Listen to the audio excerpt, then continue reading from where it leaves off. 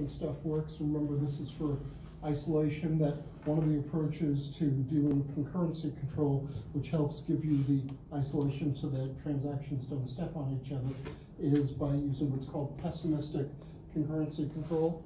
I'm optimistic that this is going to stay attached, which basically is locking, where the idea is you don't make progress on your transaction unless you are holding on to locks to prevent anybody from interfering with what you're doing. And with serializability, we talked about approaches to how you get serializability, and also how you get to this ACR thing where you avoid cascading rollbacks.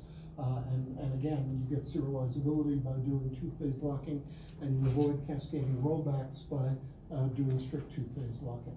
So the implementation of this is that you've got a lock table, which is our friend the hash table again, and basically what you've got is you've got information about which tuple you're locking. I told you that RIDs are going to be used a lot more than what we saw. And the reason for RID permanence is you want the RID to make sense both when you're dealing with locking and logging, which we're going to get to soon. So the idea is that you have the RID, you have the mode in which it's currently locked, where based on what we've talked about so far, the only modes can be S and X, where S is a shared lock, which you use for reads, and X is an exclusive lock, which you use for writes. And then you're going to have two lists. You're going to have the list of those transactions who are holding the lock, the XIDs, and there could be more than one, because shared is compatible with shared. So there could be 20 different transactions that are holding shared locks on a particular tuple.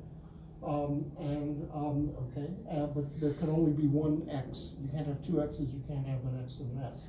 And then there's a wait list, it has to do with registering in courses. It has to do with transactions that want to be able to get locks, which might be shared or exclusive on the particular data item, the particular RID.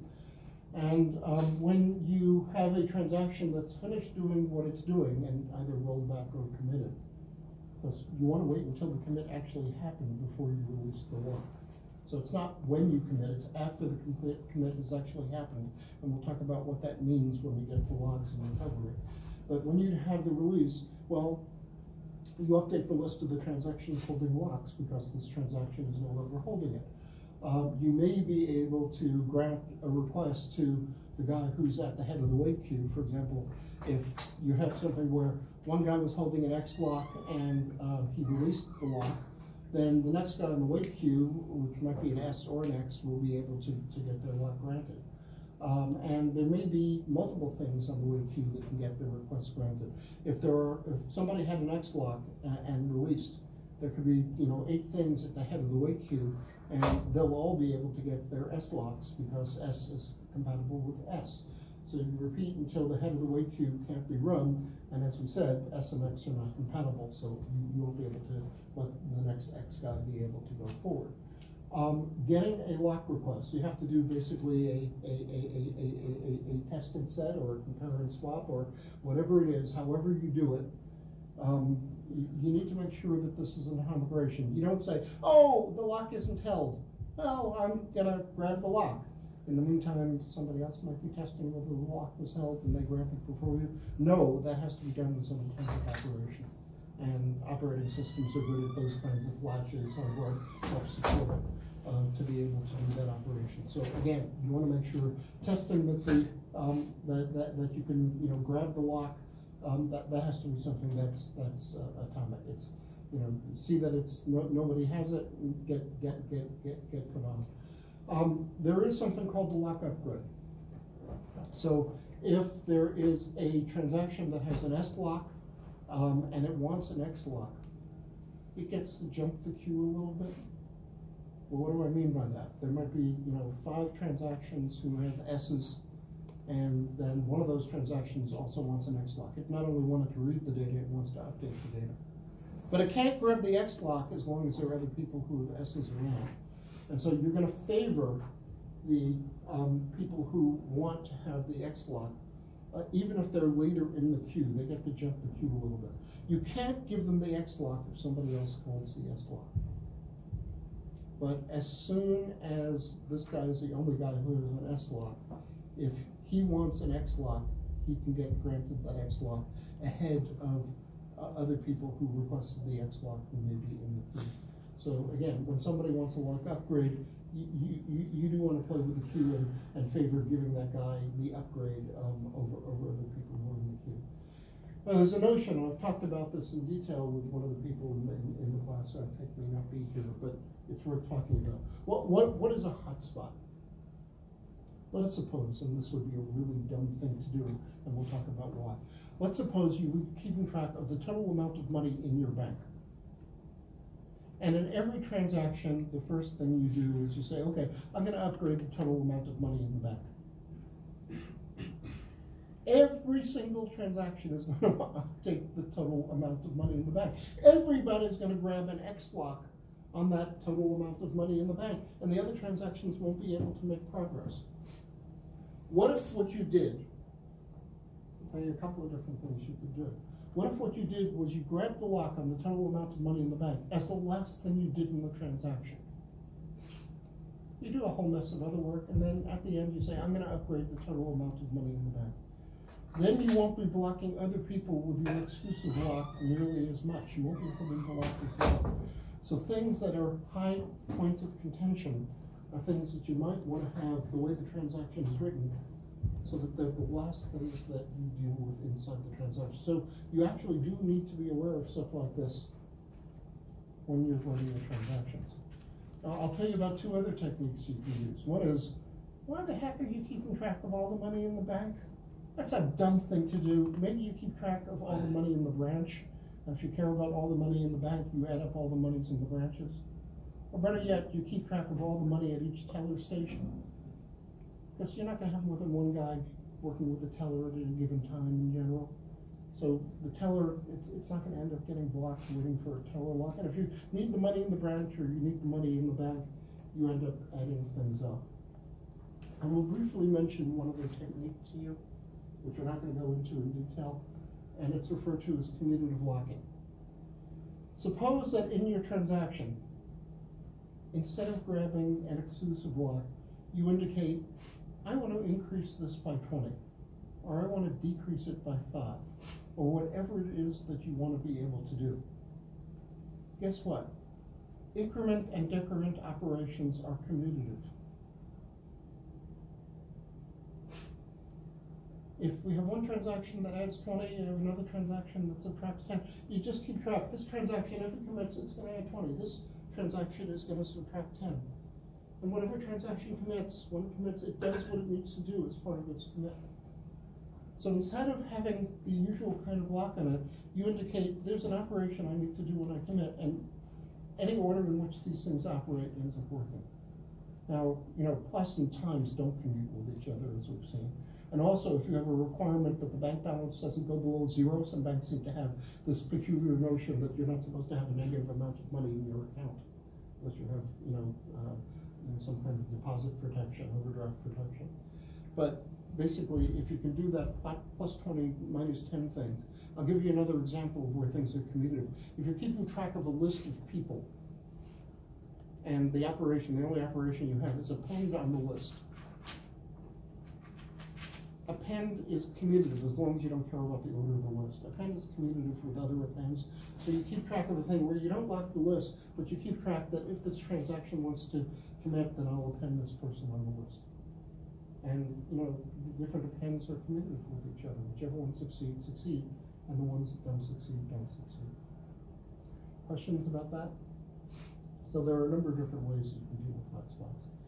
So the idea of having latches to do things atomically, to be able to do operations, and this is, again, part of the implementation, not something that the programmer does.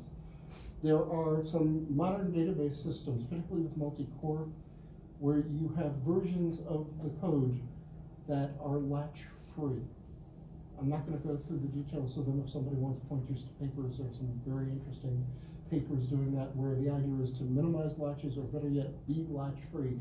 Try to see what you can do about avoiding latches, because especially in a multi-core system, that's something that can end up slowing the performance. Okay. So this just describes stuff that we've already said, but I'm going to talk about it a little more and ask a question or two. here's something where we know S is compatible with no lock, X is compatible with no lock, S and S are compatible, but X isn't compatible with other X's, X isn't compatible with S. And so here's kind of a simple kind of flowchartish thing that talks about what comes on. If somebody issues a lock request for a particular, and it's an RID, not an OID, but what the heck, you're going to be, well, we'll see later that there are things other than RIDs that you may lock. But you issue the lock request if you have a situation where there's an empty wait queue, then basically what you want to be able to do is you want to put this guy who wants an S at the end of the wait. If it's not empty, you put the guy at the end of the queue. It could be that some other people have been waiting to go and they haven't been pulled off yet. So you don't want this guy to jump the queue because there may be other people on the wait queue. So that's what this path corresponds to over here. So I have a pointer. No, I'll just have to point to this over there. So empty wait queue. If the queue isn't empty, then you're going to put this guy on the wait queue. If you have a situation where the wait queue is empty, now remember, there could be a lock. The wait queue could be empty, but there could already be a lock on the thing. So you're coming in, there's an empty wait queue, and if the thing is currently X-locked, then you're going to have to put the guy in the wait queue. He can't go. He wants an S-lock and somebody currently has an X-lock. On the other hand, if it's not X-locked, then there still might be other people holding the lock. But they must have S-locks, since all we're talking about here is S and X-locks. And you can let this guy go as well, so the guy who has an S-lock can proceed. There's a subtle point here, which is, again, that you're not going to jump the queue. If you jump the queue, you would have a situation where, as we talked about a couple of times ago, somebody who has an X-lock may wait forever because, oh, it's locked S mode. People keep coming in and want S mode, shared mode. Oh, they finished, but somebody else has an S mode. The guy with X-lock may never be able to proceed because more people with S who want S-locks keep coming in, and the guy with who wants the X may never be able to make progress. About the other side, if the mode that you're requesting is X, if anybody has the thing locked, whether it's an S or an X is not compatible with an S or an X, so you're going to put the guy who wants the X on the wait queue. On the other hand, if it's not locked, then you can grant the lock. So that's all what's going on here. There is one exception to this, which I just mentioned. The one exception is that lock escalation gets priority. So the guy that you want to pick to go next, if somebody's going from S to X. So suppose that you have an S lock and somebody's waiting and wants an X lock, but you have an S lock. Until you give up your S lock, that other guy is not going to be able to proceed. So you have an X lock, there are 5 other people who want X locks. You have an S lock, 5 people want X locks. You want an X lock, you get to jump the queue. Because you get to escalate. If you don't give up your S lock, then they won't be able to proceed. So when you want to escalate, that gets a higher priority than other people in the queue. Now we're going to talk about deadlock prevention and detection. So we already talked about this, funny loop where T1 is waiting for T2 and T2 is waiting for T1. Here's a approach. We've talked a little bit about this, but we're going to say a little more about a couple of approaches here. You can assign a priority to the transactions as a way of dealing with deadlocks. And so you might use a timestamp, for example, but you also might use the importance of the transaction. You might say that earlier transactions have higher priorities than later transactions. Or, I've got big elbows, I'm a really important transaction, I'm being run on behalf of the CIO, I'm going to knock you down, etc. So, suppose that transaction I requests a lock, which is held by transaction J in a conflicting mode, so they both can't have their locks. One of the approaches that you can take is called wait die. Yes, this is valid. Okay, so if TI, the requester one, has a higher priority, it waits. So if it has a higher priority than J, it will wait. Otherwise, it will roll back. In other words, TI will either wait to see what it can do, or it will die, depending, okay, on whether or not it has a higher priority. But there's not just wait die, there's something even more violent. There's what's called wound wait, which if you want, you can even call kill wait. But they didn't call it that, they called it wound wait. If TI has a higher priority, it basically kill TJ. Let the higher priority transaction proceed so that TI can go forward. So TI has a higher priority, kill the lower priority transaction TJ. Otherwise, TI waits until TJ proceeds. So these are both ways of dealing with this based on priority. And again, priority may be based on timestamp, or it may be based on how important the transaction is, or how important the person running the transaction is. Or maybe even based on how many other locks the transaction requesting already has. Lots of different things. And after, if timestamp is the priority, you notice in each of these things that you have somebody who rolls back.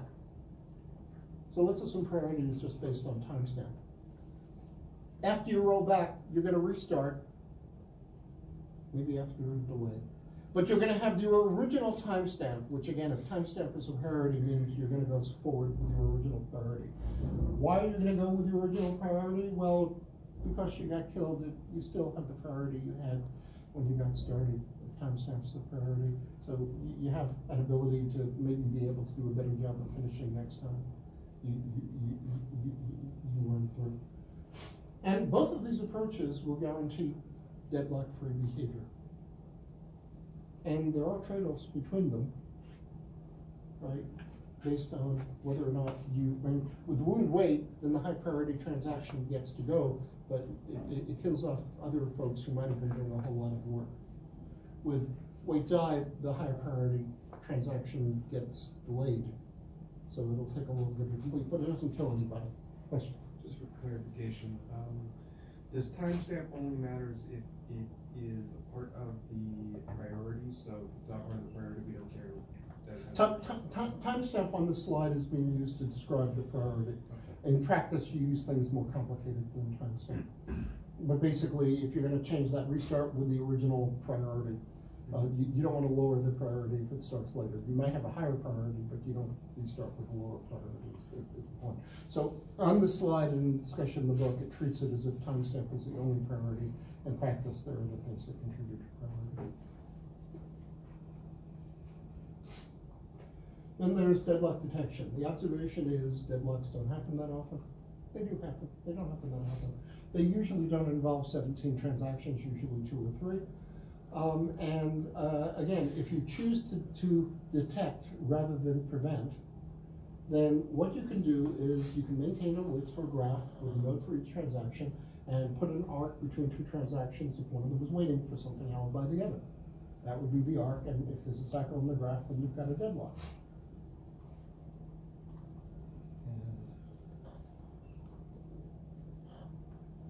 Okay, so yeah, there's the graph up there, and we're showing that there's a cycle between T1 and T2. Each one of them is waiting for something the other has.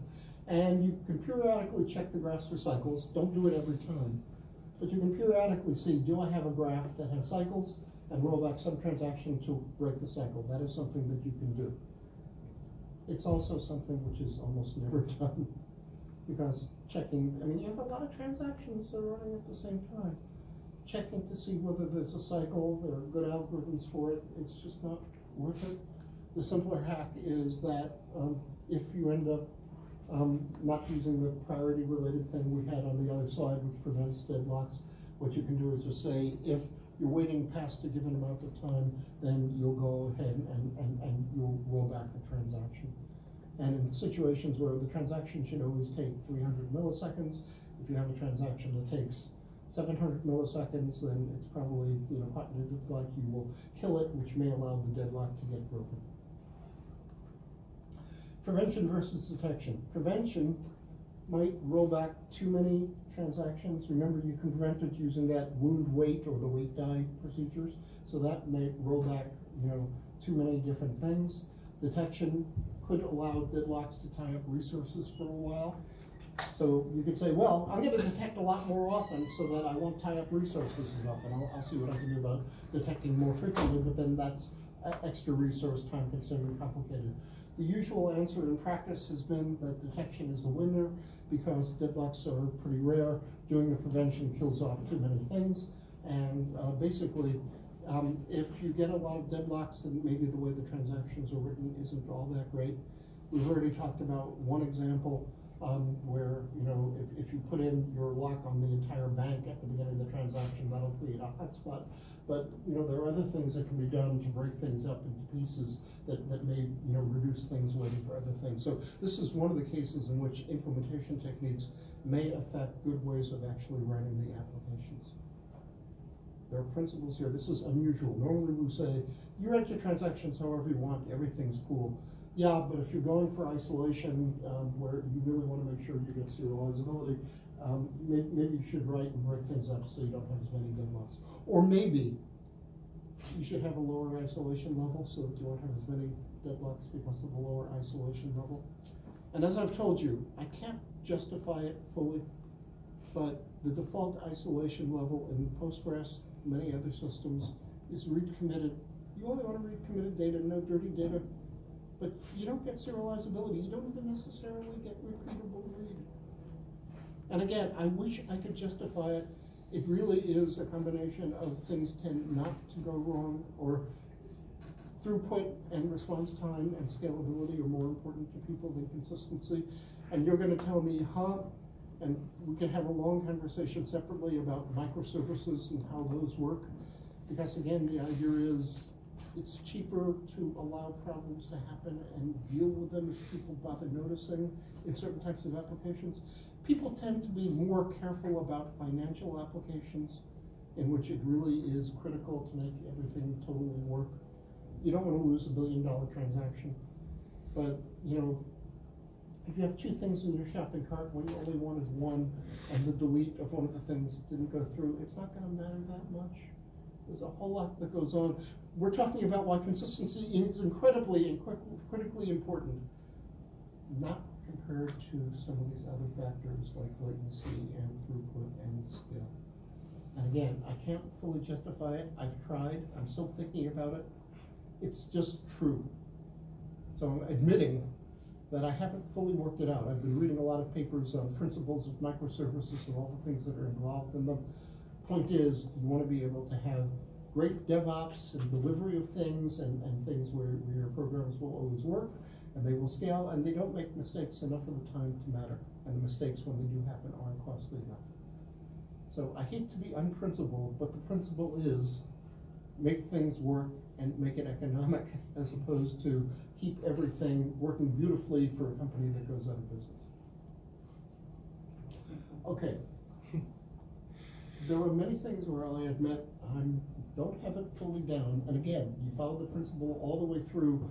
I'll give you another example of this. When I was working on System R, our belief was the optimizer should never be told, use this plan, use this access path, use this join order, use this join method. Tandem and Oracle allowed customers to do that. People were happier with Tandem than with IBM. Because if you know that this is a better plan, despite your saying, but the optimizer is going to get better, and you might be doing something stupid in the future, and so on. When the customer wants something, the customer wants something. And it's just something that is real. Okay? The principle about the optimizer, entirely defensible, wrong in practice. Okay, so a transaction might commit after doing, we're going to talk a little bit about recovery here. A transaction might commit after it completes all its actions, or it could roll back, or it could be, even if it tries to commit, that the database might roll it back, or you execute a SQL statement, and on a SQL statement, the database might say, sorry, your transaction has been rolled back. It can always happen. Even when you say commit, your transaction might be rolled back. So there is this other important property besides isolation that we're going to talk about, which is atomicity. And the atomicity basically guarantees that either everything in the transaction happens or none of it happens. So you can think of it as if it was doing all of its actions in one step, and that whole atomic step happens or it doesn't. How does the database manage this? there's a part of the database system called the log, and I will pronounce quickly. Carefully, do not confuse log and lock. One ends in G, the other ends in CK. They're different words. So basically, you can think of, I'm not going to draw this on the board, we're going to be talking a lot about logs. There's a triangle that you can think of going on with respect to database. There are three things that are involved. There's the stuff that you have in memory, where there may be changes that you're making inside transactions. There's the stuff that you have on durable storage. We'll often be saying disk, but again, it might be SSD or non-volatile memory that's out there. And the nice thing about persistent storage is it's persistent, it's durable. I told you, it's not called ASIP, because, you know, P for persistent, because ASIP is more fun to say than ASIP. It's a word. So again, the nice thing about the persistent stuff is that it's going to last even though there's a crash. But there's also something called the log. And in what we're going to be talking about, the log is going to have two types of records in it, actually a few more. It's going to have redo actions, and it's going to have undos in the log. Why the redos there? Because the log, particularly when writing to a disk sequentially, was important. The log will be one place where you put all the things on behalf of a transaction. So you don't have to write all over the place on your disk or even on your SSD. You write in one place all the records that describe a transaction. I'm lying a little bit, I'll fix it later.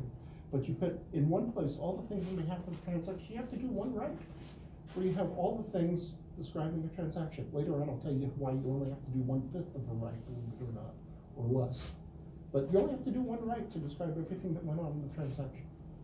And the redo describes things. So you don't have to write to all the disk blocks or SSD that describe it for the transaction, because you've written everything so that if the transaction commits, you have stuff that you will redo so that even if there's a failure, all the writes will make it out to the durable storage where the data is supposed to be. And then there's the undo. Some of the writes that you've done to blocks may have made it out there. We'll see why. But some of the writes may have made it out there even though the transaction hasn't committed yet. Which means you have to undo those things if the transaction rolled back. So again, redo is there to make sure that committed transactions really happen persistently. So log is another kind of persistent storage. The redo ensures that everything that was supposed to happen happened. And the undo is there to make sure that the things that weren't supposed to happen didn't happen, even if something got written out. Remember, victims get picked for blocks when you don't have enough stuff around. There are a number of different reasons why a block could end up getting written out with a change that hasn't happened yet there and might never be supposed to happen. So again, you have three things. The persistent storage plus the log, which is also persistent, allow you to handle failure recovery, ensuring that what was supposed to happen happened and what wasn't supposed to happen didn't happen. And while you're doing your operations, what you've got in memory, plus the stuff out there on disk or other persistent storage, it allows you to do your operations, because anytime that there's a block that you need to touch which is in memory, you can just touch it in memory. It's got all the current changes that are in it, some of which were supposed to occur, some of which may not, but it's got all the changes that are in flight on that block. On the other hand, if there's a block that you need to touch and it's not in memory, you read it in from the disk or other persistent storage. So again, the persistent storage plus the log lets you make sure that what's supposed to happen happens and what wasn't supposed to happen didn't happen. And your memory plus your persistent storage, as usual, as you would expect, even if it wasn't a database, that allows you to get to all the data that you care about. So rolling back a transaction. If transaction TI is rolled back, everything that it did has to be undone, okay? And if there's another transaction, TJ, that read something that TI wrote, then TJ would have to be rolled back as well. That again could be an example of a cascading rollback, which is something that we want to avoid. You can avoid that cascading rollback by using strict two-phase locking. Not two-phase locking, that gives you serializability, but it doesn't give you ACR, avoid cascading rollback. So again, you know, basically, if TI writes an object, then TJ can read that only after TI commits or rolls back. Okay? So to undo actions, because some changes make it out to persistent storage even though the transaction hasn't committed. Then you have the log in which again you have all the redo and undo records. Here's a tough question. We're going to get into the detail of this, but I'll ask this right now. Why would a block ever be written out that has a change for a transaction that hasn't committed? Why do that? Why not just wait, never write a block until the transaction that wrote that block committed? One answer, or do we have any others?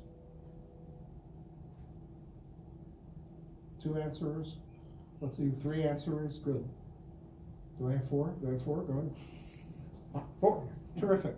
Let's go through. You were first, second, third, fourth. Let's see if we get a good answer. You're out of memory? You're out of RAM? One reason might be, and that is a good answer, one reason would be that you're out of RAM, you have a whole bunch of blocks, all of them have changes in them, and so you have to pick a victim. You're out of buffer space. So that is a good answer. There's another one. The different transactions. So, louder, please. You write to like some part in the block, and another transaction writes to a different part, and then that transaction. Transaction 17 is writing to the block. Those are the two answers, by the way. If somebody has another answer, let me know, but I'll go through this one again. Transaction 17 writes to a block. Transaction 32 writes to the same block. There's lots of data in the block. They don't have to worry about locking because they're writing to different tuples. Transaction 17 commits. The block has the changes from both T17 and T32. You want to make that block persistent. You write it out.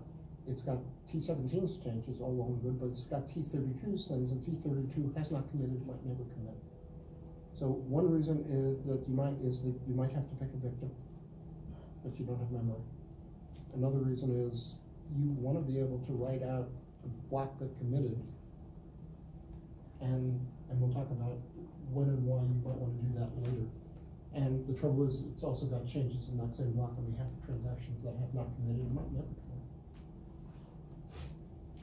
Okay, easy as falling on a log. Things that are inside the log. When a transaction updates a record, you've got the undo and the redo stuff inside it. There are a lot of different variations of this. I'm describing the one that's in the book, but there are all sorts of variations. We'll come to multi-version concurrency control soon, and I'll show you another version of this. But in what we're talking about here, you've got the undo and the redo. If you've got an insert, then you still have to be able to do the undo to get rid of the record, as well as the redo, which is putting the thing, same thing for delete. You have to make sure that you have in delete the capability that if you undo it, it's back, and if you redo it, it's gone. So you have a description of everything that you need to do. And there's a protocol which is called write-ahead log, and we're going to spend a lot of time, not in this lecture or even the next one, but in the third transaction lecture, talking about write-ahead log. And I will give you a pointer to a very interesting paper which describes write behind log, which is an approach to use non-volatile memory as a medium in which you're using a different protocol. I'll be pointing you to a number of other transaction papers that we won't have a chance to go over in class, but as usual, somebody wants to meet with me and talk about in detail, I will be happy to meet with you and talk about some of these things in detail. Just give me a day's notice so I have a chance to update myself on the particular paper so I can talk with you about it in detail intelligently. What does write-ahead log mean? It means that the log record has to make it to disk before the disk page that has the changes that it reflects do. So again, taking our example, if transaction 17 is changing a page, and you can see why this is true. I want my log record showing that change that transaction 17 did. To make it to persistent storage, when I say disk, I mean some kind of persistent storage. But I want it to make it, transaction 17's change, the log record for that change has to make it out to persistent storage before the disk page gets forced out. Why? The transaction hasn't committed. If I don't have the log record out there, I won't be able to undo.